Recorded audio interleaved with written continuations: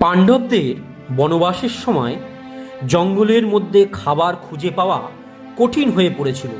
সেই সময় একদিন মা ধান্যলক্ষ্মী এক বৃদ্ধার বেশে এসে তাদেরকে একটি কাঠের পাত্র দিয়ে যায় এবং বলে, এই পাত্রে খাবার রাখলে তা কখনোই শেষ হবে না।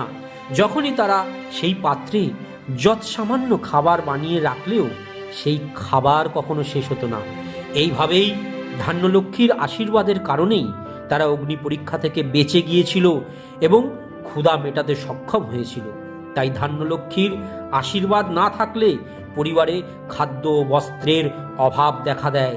তাই যে ভক্ত বাংলা পৌষ মাসের বৃহস্পতিবার বা শুক্রবার ধান্যলক্ষ্মীর পুজো করে নতুন ধান নিবেদন করে মাকে, সাথে নতুন ধানের চাল ও নতুন গুড়ের পায়েস রান্না করে মাকে নিবেদন করে, পরে সেটি প্রসাদ হিসেবে পরিবারের সকলে গ্রহণ করে, সেই গৃহে অন্নরূপে মা লক্ষ্মী বিরাজ করেন।